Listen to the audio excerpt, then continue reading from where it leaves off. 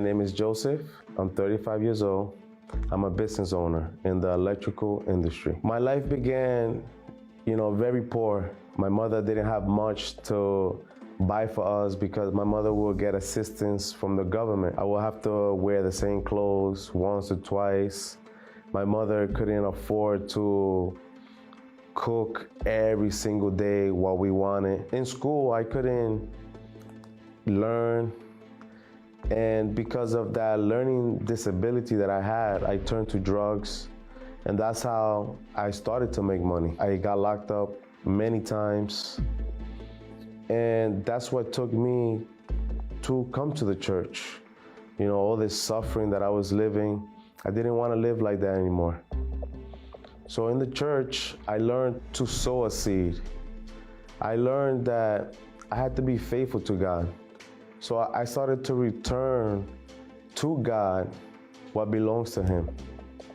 And that's when everything changed. I started to make slow progress. I became an electrician as an apprentice. And as an apprentice, I decided to become the best apprentice ever. God opened doors for me.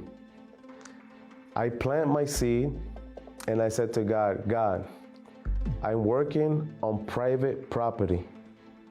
Private property could only make me so much money. And I was already at $35 an hour.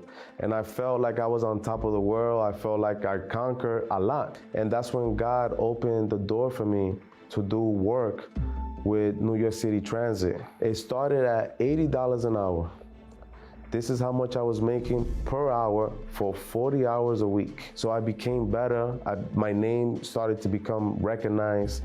People wanted to have Joseph on their job site. My salary went from $80 an hour to $130 an hour. Sowing my seed and challenging God was what I needed in my life. I was able to open my first business here in New York City, something that a lot of people would say that I'm crazy. I'm crazy for opening up a business during this coronavirus while everybody was home. The coronavirus didn't really affect me. The coronavirus actually gave me more strength to actually go and become licensed in other states. I know that giving to God is gonna come back to me 100 times more. And that's what happens every time I go to the altar. And God does not let me fail, I live in a beautiful place. I drive my own vehicle.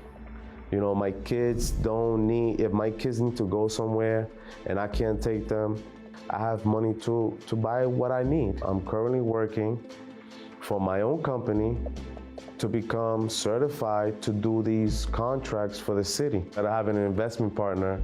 God is my partner.